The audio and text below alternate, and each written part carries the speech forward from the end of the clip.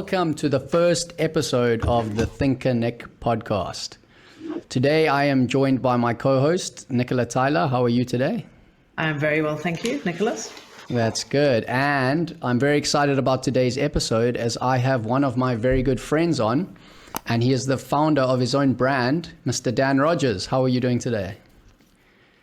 Awesome, Nick. Thank you for having me, and honored to be the first guest on your podcast. Me and Dan went to school together for 5 years, and we became very good friends at school. And ever since then, we've stayed in touch. I'm currently in Vietnam, and he's still in South Africa. And this is why we decided to have him on the podcast, because he is really good at what he does. So Dan, would you like to give us a little bit of a background about what you do, where you are at the moment? Yeah, awesome. So as Nick said, we met at school, in fact, boarding school in South Africa. And what I do at this time is work online. I actually run an e-commerce brand, and then I teach others different business strategies, whether that's e-commerce or investing. That's what I actually do day to day. I'm currently still in SA, but I moved between UK and SA. UK is primarily where I'm based, but obviously the world is a little bit different currently, so it's made it a bit difficult to just, travel. So I decided to stay here at least until my brother's wedding next year, and then early next year I should go back. But yeah, that's a bit of background, what I do, where I am. Awesome. So a lot of what you do revolves around online businesses, which people closely align with money. But what's your view on money, and why do you do what you do?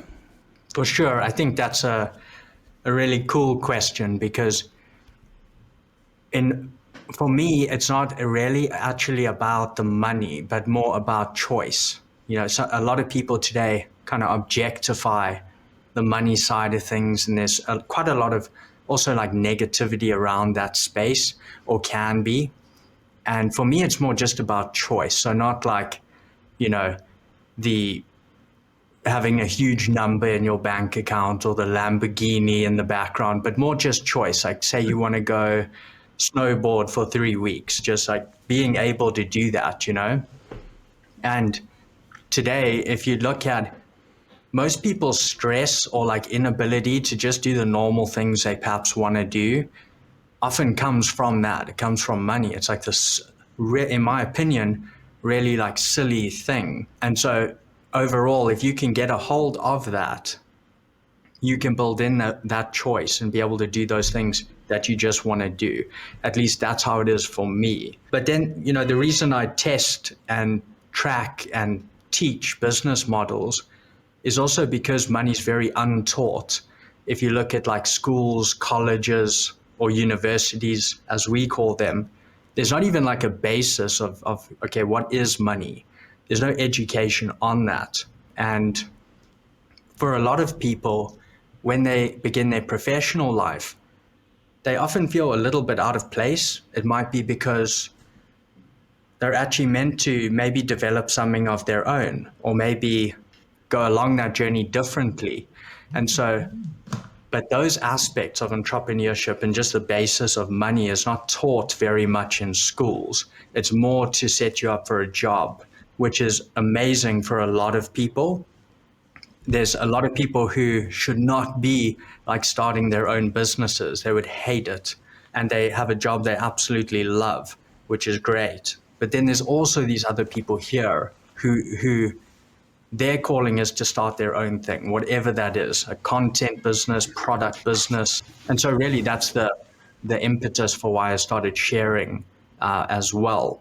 And I'm actually starting my own podcast as well, which is going to be less tutorial focused and more between, guests and getting their insights. And I do want to focus more on this topic as well, because you also have a lot of money traps in life with debt and, credit cards and that side of thing. And if you understand how that works, you can use it to your benefit rather than it, kind of diminishing what your final aim is, whatever that is for you. But really, that's my view on it. It's more about choice than like what most people see it as, the whole money thing. I think that's important. And then also money with meaning, like what you're doing right now. Wouldn't it be awesome to just interview people, learn from them, see, just interesting people and what they do, and at the same time, give value to your viewers or listeners, and at the same time, earn money from that? That's like a really cool, like, ecosystem with meaning, and a lot of people want that. So that's really my views on it, and the basis of why I do it. Awesome. Nicola, would you like to add to that? Yeah, Dan, it's lovely what you've said about money. And I think also we often come from a position of privilege. So we can say maybe we're meant to do something with our lives and maybe that's our calling. How do you pursue this kind of thinking if you don't come from a position of privilege? Well, I actually think, just my opinion, but I think coming from a position of privilege is much more a disadvantage when it comes to this. Other than, of course, perhaps having more capital for a venture, it breeds entitlement a lot of times. And if you can't remove that, it's going to be really difficult. So, for example, if someone wants to start their own business, let's say someone walks out of college or university into a great paying job, and then they just want to start their own business because they don't like office politics. Their idea of like tough is going to be much different to someone who's like lost everything and needs to support their family and is at absolute rock bottom. So they're going to go through a lot more of those hurdles, even if they have less capital and things like that, much more easily. They're going to push to be able to achieve that much more easily.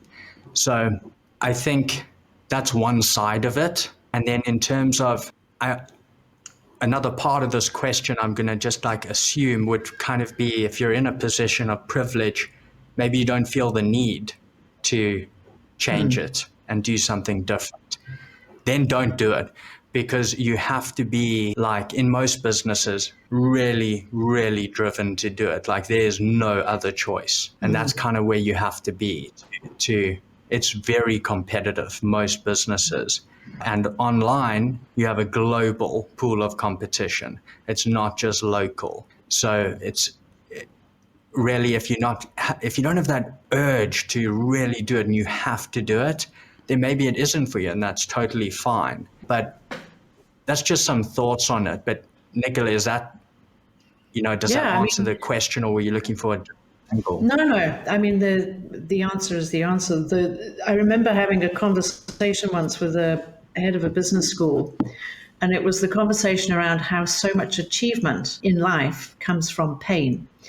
So you either have mass ambition, which is what you're suggesting, or a massive amount of pain. So it's almost like we're avoiding something. So our motivation and momentum towards a better future is driven because we don't want that ever again. Or it's the pursuit of the gold medal. I want to win. And in the middle of like that distribution curve, you'll find like the mass market. And the mass market is where huge amounts of business lie. That's where businesses scale when they get into mass market. But I suspect it's those two edges which are the primary motivators for people. The ultimate desire to win. I must get the gold medal. I was watching a runner yesterday on the Olympics, and he was fuming that he didn't win. And the other guy just steamed past him in the 400 meters. I think it was the semi-final. And then at the other end of the spectrum, there's people that are, like you suggested, so disadvantaged that they'll do anything to never go back there. And the danger of these large systems that we find ourselves in is we breed mediocrity. Nobody's actually driven enough. So it's almost the enough need is satiated that we won't take the risk. So I like your answer. So that's a good one. I'm keen to know, why did you start? What got you going? Because by definition, you can't be in the middle ground. You've got to be one of the extremes. So was it really bad or really good? I would say bad. It was it was bad for me. And it's something I started writing because I had a lot of friends come to me in the past few years and just ask questions about just business ideas they had, perhaps moving online, starting their own thing. But more so, the key point was, I'm extremely unhappy. I don't know what path to take. I feel very lost. And it's almost like, you get midlife crisis. This is like a quarter life crisis. And it happens after university, usually. It's because your whole life has been very structured. And if you're unfortunate enough to be that individual who actually needs to build their own thing and do it themselves, you have not been trained to do that. You've been given a structure your entire life through school, university, study, do well in the exams, etc. And then you dropped into this pool where you can just go work at this company.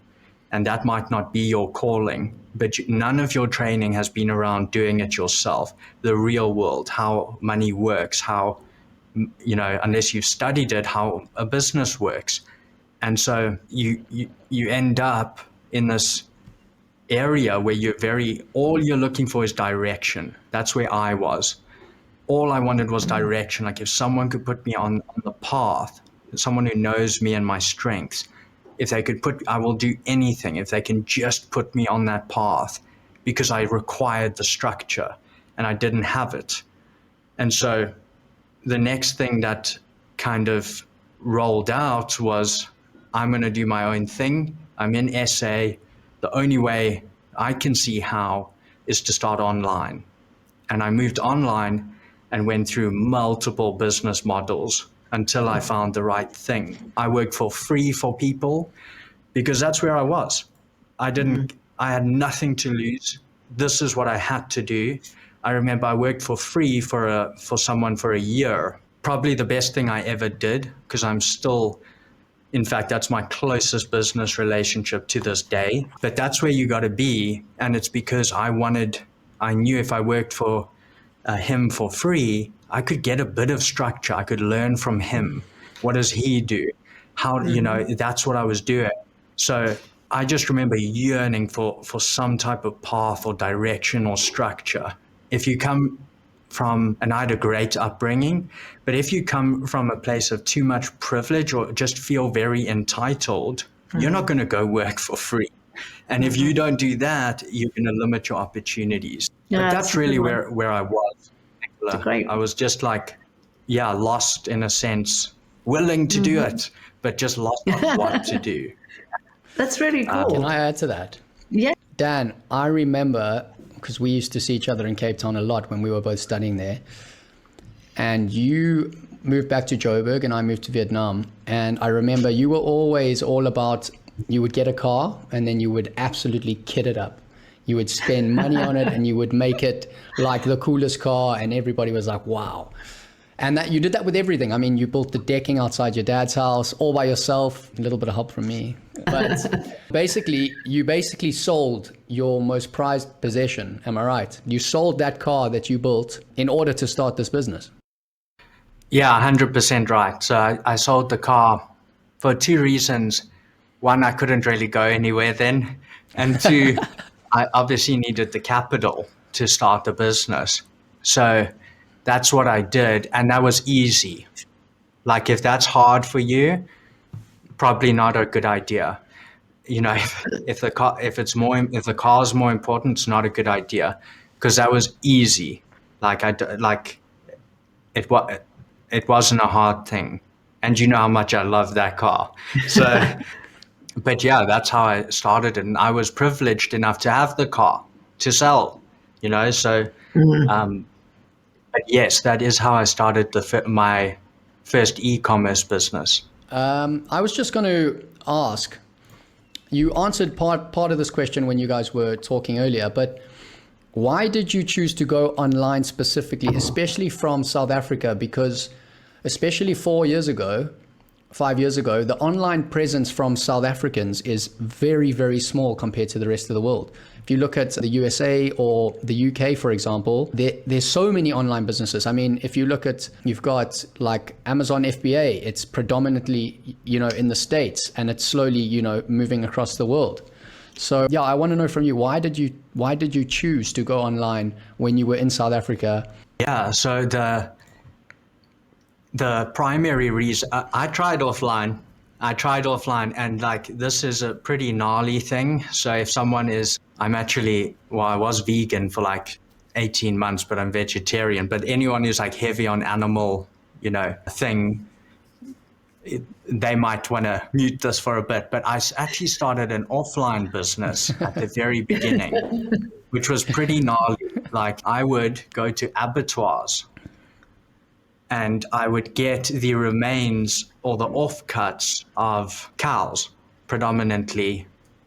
I won't go into the details of parts, but that's what, I remember I bought this van and I would go to the abattoirs, I'd call up all the abattoirs, try get the best cost. I'd drive to like these weird places where these abattoirs were, and I would collect these offcuts. And then what I would do is my helper and I would actually prepare these meals, and then we would do like a delivery service for people at like what we know as garages, but gas stations, petrol stations.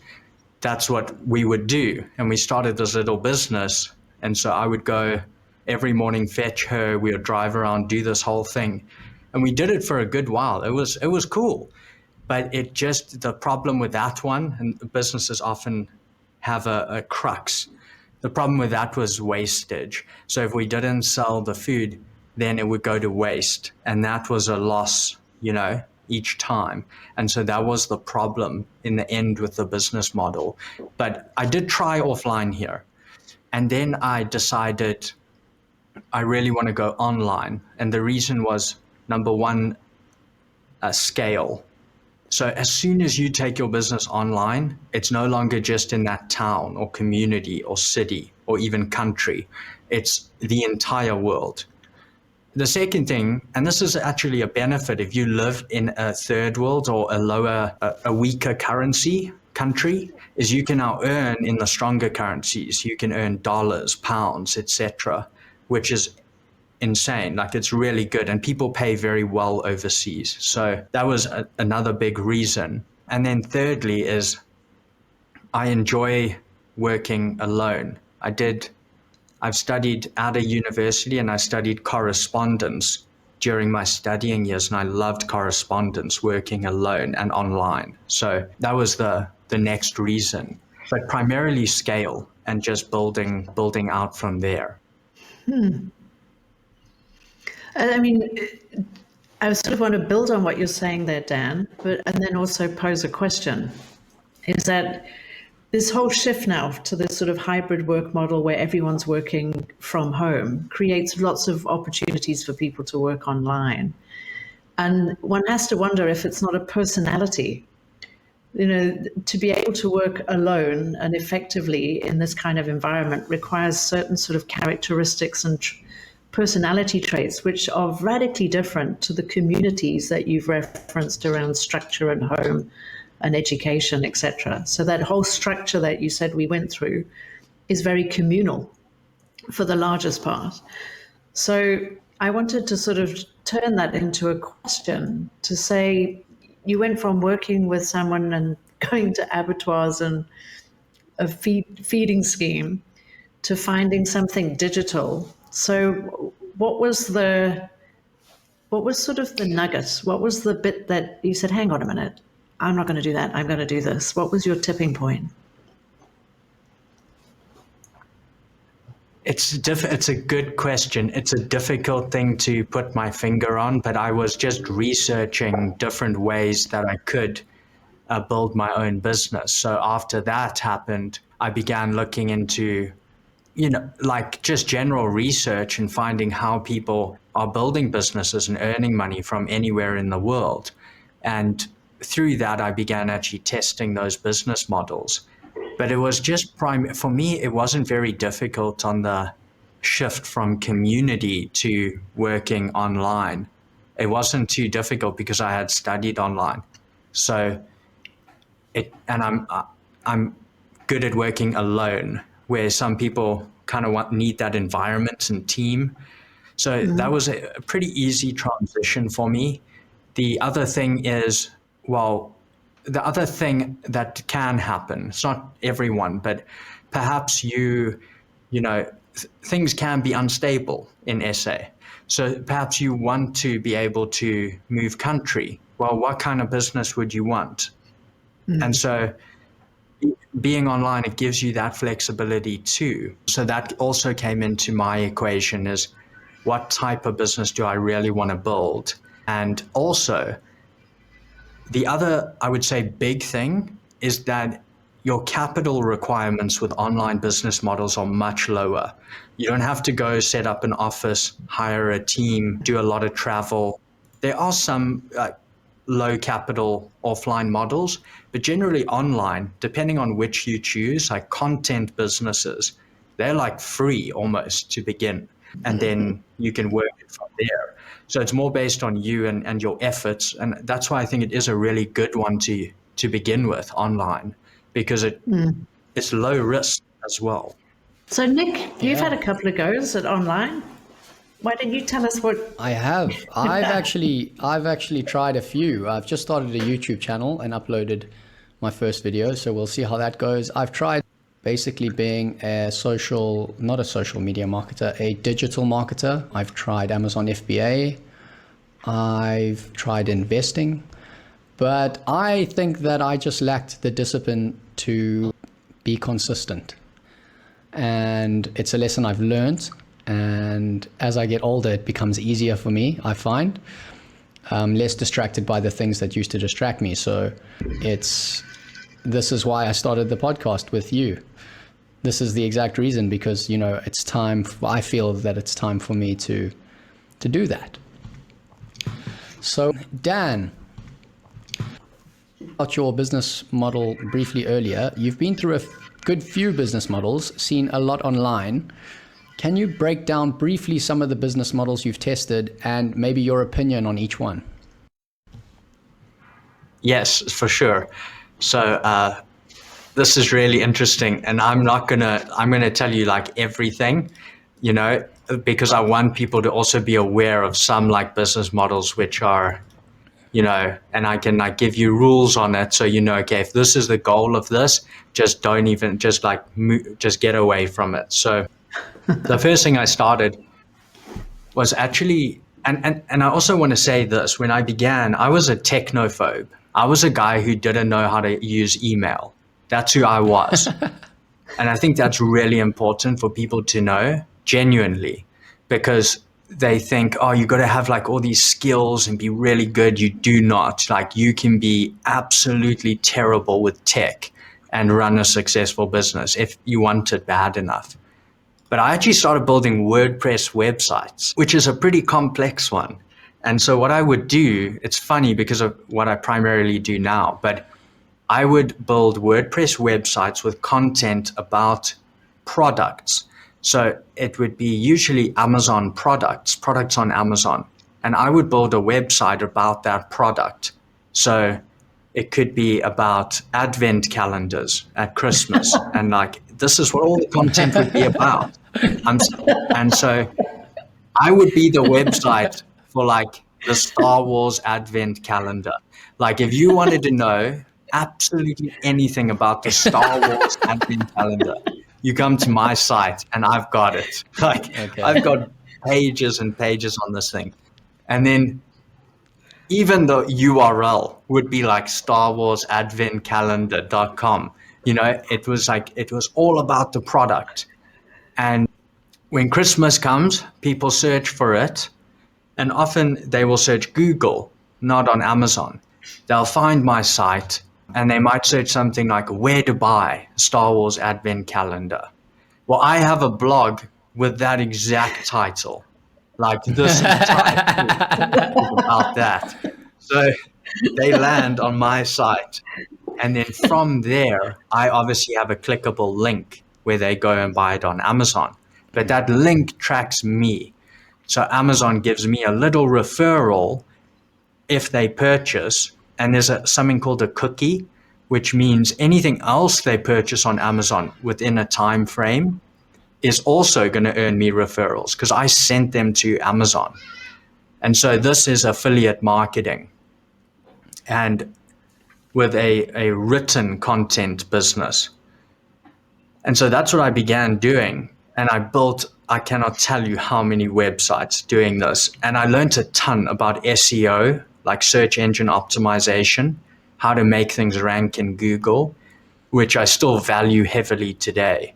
But that business ended up failing, or I just ended up saying, nah, this is not worth it, because the referral commissions were so small.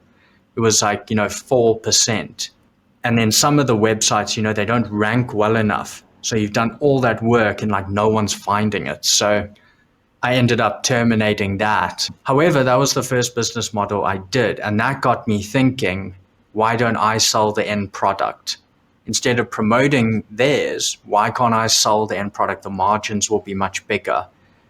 So that got me thinking on that. And then at the same time, because I was doing a lot of copywriting and SEO, I started offering that service as well on Upwork and Fiverr.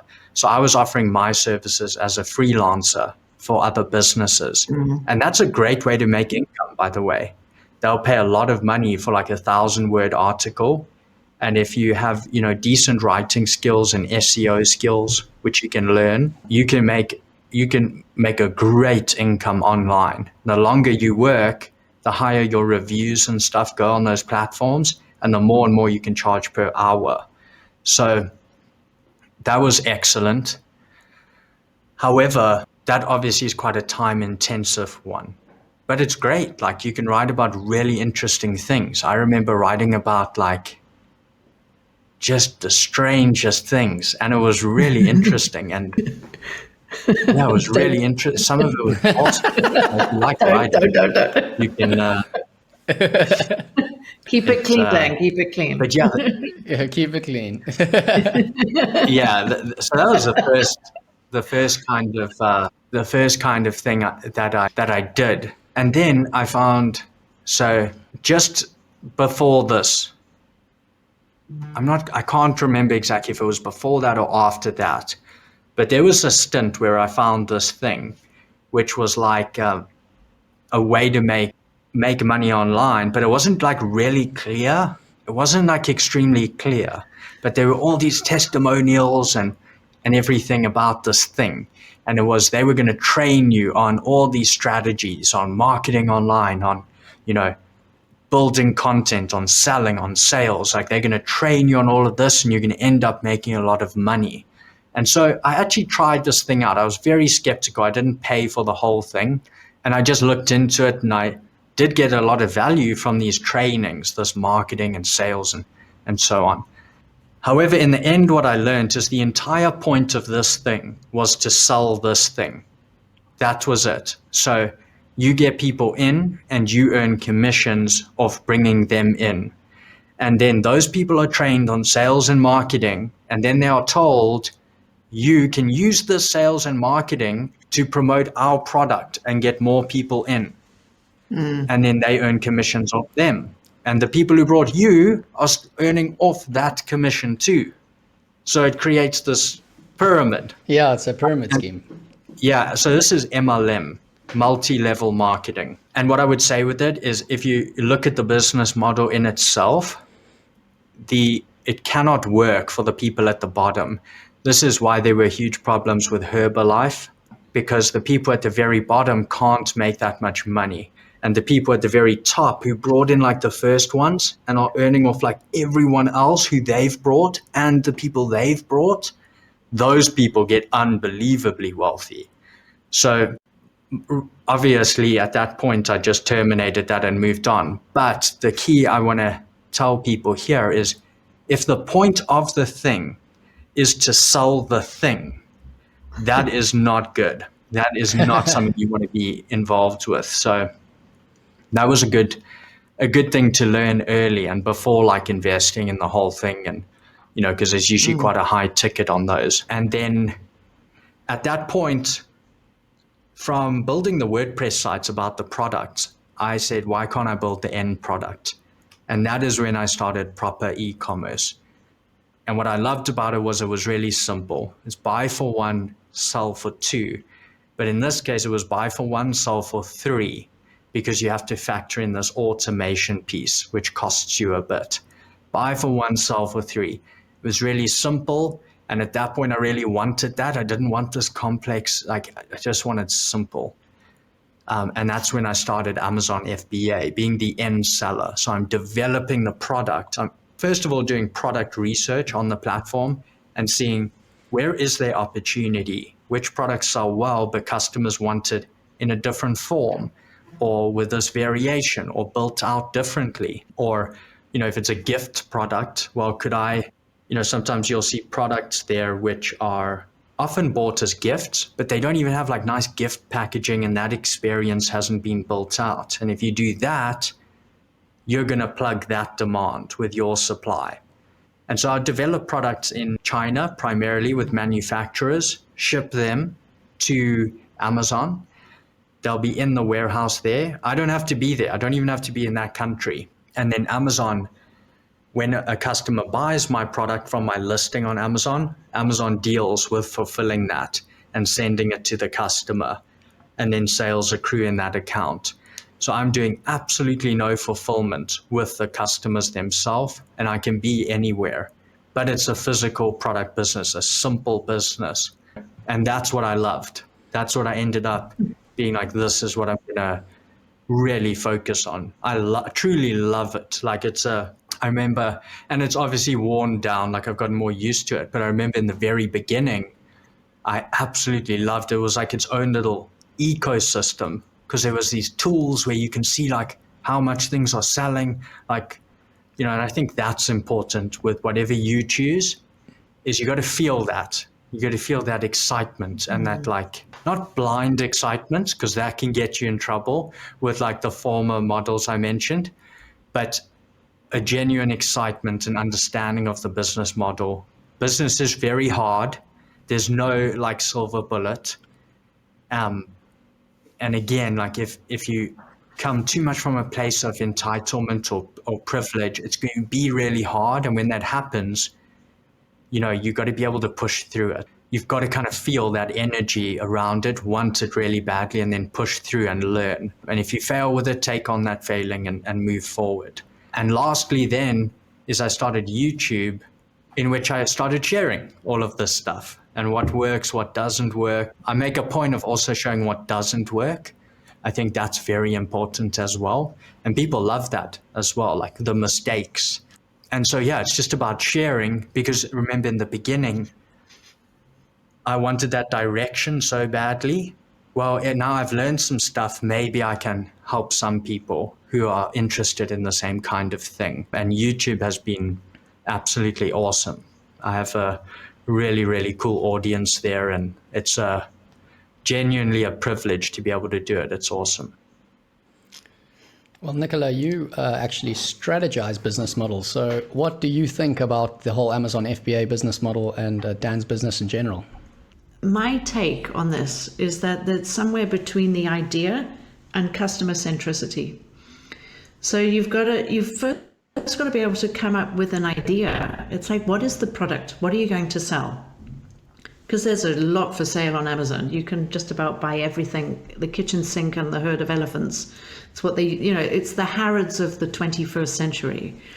But you've got to kind of have an insight into what people will want to buy. So you mentioned that whole thing around customer experience. So, you can have a box of chocolates and then you can have the box of chocolates. So what Amazon does is fulfill pretty much everything in between.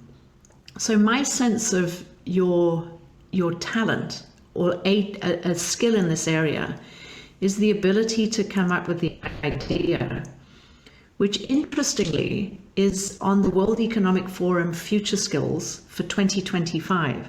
On the top 10, 5 of the top 10 skills are around cognitive thinking and learning.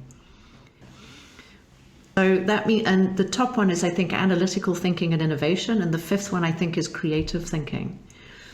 So my sense is that there's a couple of things at play here. The one is your character. You can work on your own. This, in terms of sort of the elements of success. So one is the character, and Nick, you mentioned it's hard to stay, to go the course. That sort of commitment and discipline, and to some extent repetition. But that ability to sort of pay attention at the exclusion of others, which is, I think, a talent, focus. The other thing is having to balance the paradox between customer insight and product idea. Because the bit in between is the fulfillment, which is what Amazon is doing fundamentally. You're doing the SEO and the marketing, but it's like, what do you want over here? And how do I find something that fulfills that need over there? So putting those two ingredients together is sort of balancing this sort of these two paradoxical worlds.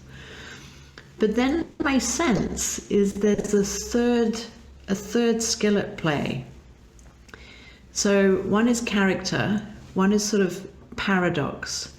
And I want to say the third skill is, I'm going to use the word pursuit. And you've mentioned a couple of times that you mentioned that you were unhappy. So at some level, you're pursuing something. And I think, I stand to be corrected, what I think I'm hearing is the pursuit of freedom. And what money does, your success. And we've forgotten to mention that we're talking to a very young, very successful millionaire. So the pursuit of money, not for money's sake, which is what I'm sensing, but for what money enables you to do. Snowboarding for 3 weeks in Austria. So if we jump from that into the finance side, the money side, and I'm less interested in the freedom bit, but I think, Nick, you mentioned investing. So getting on the investing bandwagon at an early age, yes, we've all been taught it. No, we don't all do it. But it sounds to me like you've got some kind of discipline. Talk to us about that, young Dan. While you're still young. Well, you are. And I'm not that young, but thank you, Nicola. Really kind words. So the investing thing is super important, though. And I don't think we taught that enough. Like, that's like part of why I really try and share, and I do share those strategies as well. But investing is so critical, and it is the absolute most powerful way to generate wealth. So whether it's that you want money or freedom, but it also changes your mindset on things because it removes temptation. So if you put money away each month, that temptation to spend that on like just stuff, it's gone because the money's gone. So that's very important for a lot of people. But if you look at the most successful people in the world, people talk about Warren Buffett, Jeff Bezos, Elon Musk. Mm-hmm. So for example, Warren Buffett is worth 104 billion US dollars. And people think he has 104 billion in his bank account, but he doesn't. It's all in investments. He has 1 billion in cash. That's less than 1% is in cash. And the same if you look at even Elon Musk, 150 billion, and he's got 4 billion in cash.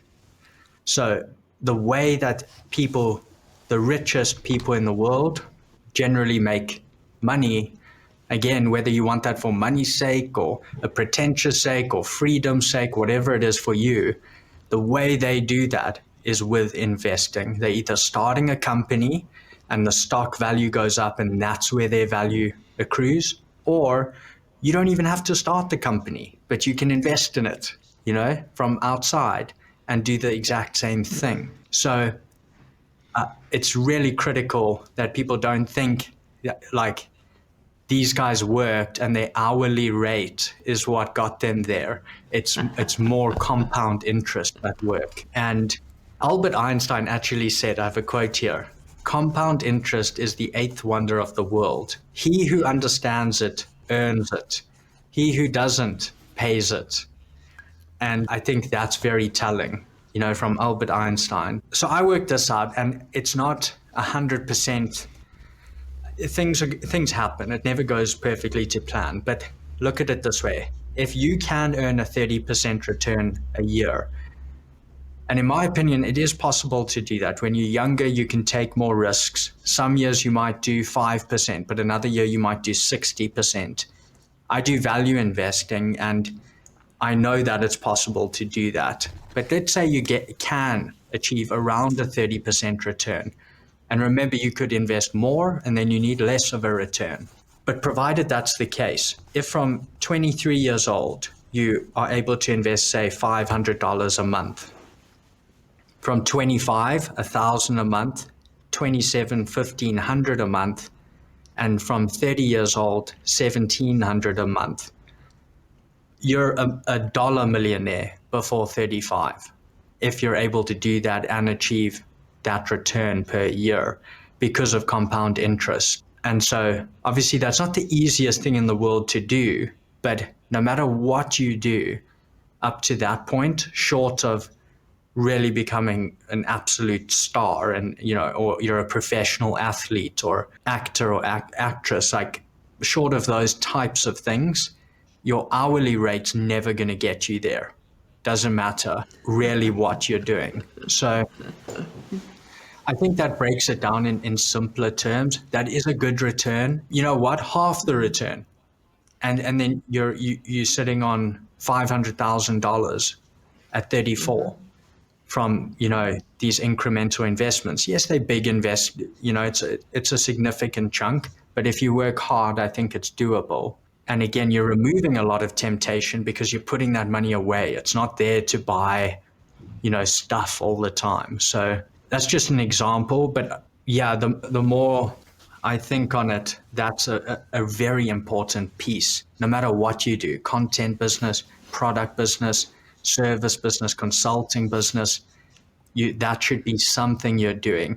And it doesn't matter what you choose. You might love cryptocurrencies and that's your thing. Cool.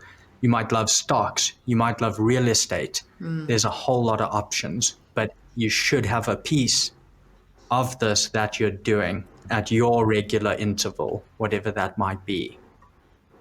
Awesome. Yeah. And then Dan, could you just touch on the strategies that you use to invest? Yeah, just briefly with stocks, primarily the US stock market, I do value investing. So I don't invest in things like the S&P 500, like this basket. Not that that's a bad strategy, but what I prefer is I look at a company, what's its actual underlying value? And you can use things like discounted cash flows to work this out in terms of, okay, if this company were to produce this cash flow over the next 10 years, and then you can discount back to today's value and actually work out it's more difficult to explain in this setting, but you can work out the company's intrinsic value. And now you have what some people call the sticker price. And what you do is you take that, so it's like its intrinsic value, and you cut it in half. And that's for errors you might have made. So the intrinsic value is, let's say, $100 for a share, but you cut it in half, $50 a share. And that's called your margin of safety. And that's the price only at which you buy the stock. So you start with a list of companies you love. It might be Amazon, could be Alibaba, could be Micron Technology with semiconductor chips if you're into that. It could be Nvidia if you like gaming, whatever it is your thing is. Try stay where a company's really good. And you research these companies in multiple facets, even down to management. How long's the CEO been there? Are they always chopping and changing, etc.? But you're looking for long plays. If you can't invest in it for 10 years, don't invest in it, as Warren Buffett would say. I'm just quoting Warren Buffett this whole time, but that's the key. And then on these set of companies, you wait until you hit your margin of safety. Often it's because of bad news. So I'll give you an example. I was on a train going to France to snowboard with my brother. and the entire pandemic came up and the stock market just went down. All these companies I'd been tracking, I know their intrinsic value, but they all plummeted in terms of price. And it's very important. Price does not mean value. The price does not indicate what it's worth. The price is very emotionally driven, and it's what people are just willing to pay for it at that time, but it's not about the actual value. And so when that happened, I hit all my MOS, like all the margin of safety was being hit, and that's when I'm buying. So again, to quote Warren Buffett, when there's blood in the streets, that's when you're buying. And those did really, really well, because after that, the companies didn't perform really badly. Like a company like Amazon did better, but it's just the sentiment. So you're waiting for a almost unwarranted drop in the value. And that's your buying point of a company you truly believe in. You buy it at a good buy for one, sell for two. It's just getting it at a very good price, but you're investing for the longer term. So that's a strategy there with individual companies, which is the difference to what people often say diversifying helps you and de-risks you. I don't know if I don't agree with that, because if I buy the S&P 500, I am exposed to everything, no matter what. Whereas if I'm choosing companies, like for example, now, what I'm also looking at is certain companies. Let's take Disney, for example, and none of this is financial advice, but it's just an example. Disney, your Disney World, Disneyland, all of those have been closed during this time, but they're extremely valuable. You've also got Disney Plus in the online environment. So it's just an example of, okay, what happens when if things go back to normal and all of that opens? Where is the stock price of Disney versus its actual value? And so you're looking almost at macro trends as well. And I love it. I have a lot of fun with it. You don't always get it 100% right, but there's a lot of, it's very conservative. There's a lot of safety nets built in, and you're literally going for half of your real value calculation. So that's the one. And then the second one I'll briefly touch on is of course crypto, which again I do with a value investing mindset. So entry is important to me. I don't particularly just buy all the time. Like some people dollar cost average, meaning they don't care what the price is, they're just always buying. I kind of lump sum more when I think is a decent time. But that's something I really believe in as well, because it's changed the entire investing ecosystem. As we have alluded to here, investing early is important, but in the traditional stock market, sometimes that early investment, like IPOs, are reserved for a specific few. So you can't actually invest as early as them. It's only that group. Whereas things like cryptocurrency have brought ICOs, initial coin offerings, where anyone in the world, regardless of your class or, wealth, can invest in it.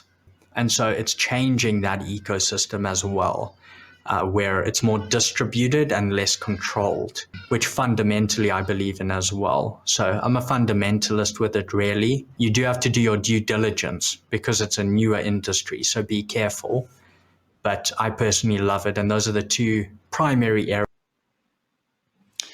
Awesome, Dan. Very interesting. In fact, if you want to find out more about Amazon FBA or value investing, you should really check out Dan's channel, as he has a lot of content on there, a lot of great content. And it's Dan Rodgers on YouTube. And then, Dan, just one more question from me.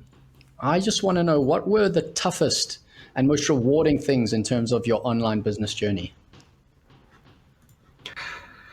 Sure. So I'd say toughest was definitely the learning of different business models, failing with them, accepting that, moving on. That was really at some points difficult.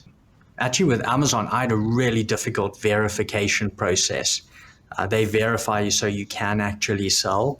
And that was really hard in the beginning because at the time I was in South Africa, and obviously they are less used to that, like sellers signing up from further flung places. So it was a very difficult process. I remember it clearly, which is why I mention it here. And then the other hardest things was definitely losing listings that had hundreds of reviews on them due to like copyright or trademark kind of lawsuits. We didn't ever go to court with those, but problems in that area was definitely, and sometimes I felt kind of like ungrounded claims, but we did manage to work through it. But losing those, also very difficult. In terms of rewarding, definitely passing $30,000 in sales a month with FBA was a big milestone. I remember that clearly. And then I would have to give it to my YouTube audience though. I love what I do there. And it's just consistently rewarding, you know. Sometimes as a business person, you might think you actually often always thinking you don't know enough. There's like, you got to learn this, you got to start doing this. But what you can forget is the value of maybe what you already know and how that can help someone. So that's hugely rewarding. Nicola, would you like to touch on that? Cool. No, I mean, I'm loving what you're saying, Dan, the discipline around investing, you know, and I'm sure a lot of people, and hopefully a lot of people will listen to this podcast, but also if you're young, don't be afraid of it. And I like that. I love what you said about removing temptation. I've just spent about, weeks, it feels like years, but weeks, sifting through sort of 30 years of memorabilia. Stuff that I've sort of boxes I've carted around the world. They've been in my parents' loft, they've been in a storeroom, they've been in a cupboard, they've been in a garage, and they ended up in town with me at the moment. And I said, this is it, I have to sort it out. But that's all stuff. That's the accumulation of stuff and memories. And what stuff does, it sort of slows you down. It puts if you were sailing, it puts your lines in the water. It can stabilize you, but actually what I'm hearing is there's an element of success and freedom that gives you the opportunity to experience life and to choose. And part of that is the removal of temptation helps provoke and promote the achievement of freedom. The removal of temptation promotes the achievement of freedom, is what I'm hearing. And Sark is a famous poet, I think from San Francisco or Los Angeles, and wrote a book once called The Creative Companion. And in that book, it had a poem, How to Be Truly Alive. And one of the lines in that poem said, do what you love and the money will follow. And what I've heard Dan say is buy stocks that you love, you know, be passionate about the product that you sell on Amazon. And I think when that much energy goes behind something, the ridiculousness of entrepreneurship suddenly becomes the reality. Because when you look statistically at running your own business, you're like, nah, that's not a value investment. But when you put enough energy behind your idea and you're passionate about it, it somehow, it manifests in all sorts of different and special ways. So, listening to Dan, I kept thinking of Sark, do what you love and the money will follow. You know, if you love crypto, the money probably will follow. Yeah. Yeah, I think it's a really good point. And also what I would add to it is that something I've tried to do is optimize every area when I'm trying to do something. So when we started YouTube, my first videos are terrible, cringe, but over time, we developed it more and more to the point where, so what I tried to eventually do was make every part best. So if I can make the audio really good, someone might pick that up and stay for that or subscribe for that. If I can make the background cool, someone might just subscribe just for that. If I can speak clearly and and I also speak quite slowly, which a lot of second language English speakers really love. And then some first language hate, but they can always speed it up. You can't slow it down. So there were all these things we were trying to optimize, like do so much keyword research. You've got like 10 thumbnails. that you're choosing from because you really want the click, not clickbait, but you're optimizing every single area. And when you do that, you're giving it a much better chance of succeeding as well. So I think if you love what you're doing, you're going to naturally optimize all those areas because you love it. The only thing I would say is just to not take it, what Nicola's saying in a different way, which would be like, so let me give you an example. I used to love doing art, but there's very little chance that I'm going to be, a world-renowned artist. So you've got to take it with a pinch of salt. Don't give up everything to do that. I understand the passion and it's a romanticism about that. But also, if you can start an effective business on more concrete grounds, that could give you the freedom to do art all day. And so you've got to kind of also think it that way. Like, I would love to make movies one day. And so that's one of the things, and it would maybe documentaries or something really cool like that. And that's because I love video. I love it. So that's where I want to move to. But it doesn't mean I'm dropping everything to just go, be an assistant director. I can build in freedoms and build up my way of doing that over time. So it kind of comes full circle to when we started with choice and giving yourself choices with whatever it is you really want to do. But certainly you want to have something you're passionate about and love. Kind of like what I was saying when I first started FBA was, like this love of it in terms of it being this own little ecosystem. There's like software tools which can look at this metric and that. It's like amazing. Like, how can you see that stuff? So you've got to have that feeling, whatever type of business you're doing, whether it's content focused, product focused, consulting, and then optimize all those areas and you will make something that works. Awesome. Well, I know from my experience just starting the YouTube channel up, I'm starting to learn all these things with the thumbnails and the keywords and, all these things to try get it going. So, Dan, if people want to reach you, where can they look? Where can the viewers or listeners look? I think YouTube is the ERS, but just Dan Rodgers on YouTube. We also started a little Instagram profile, which is @official Dan Rodgers, and we can drop some links below the video if people do want to come follow over there. But that's the simplest. It's just YouTube Dan Rodgers. Well, as always, such a pleasure talking to you, Dan. I just want to thank you so much for coming on the show, the first person. You're a very impressive first guest, and you've definitely made a very, very strong impact on my life. Besides Nicola, you are the first person I go to when I need advice with regards to business. And you are the first to make your mark on ThinkerNick. So as always, I'm your host, Nick Daniels. I'm here with Nicola Tyler, and this is Dan Rodgers. Until next time, stay safe, take care, and cheers. For more news and content about ThinkerNick, go to www.thinkernick.com or visit our Facebook or Instagram pages @ThinkerNick.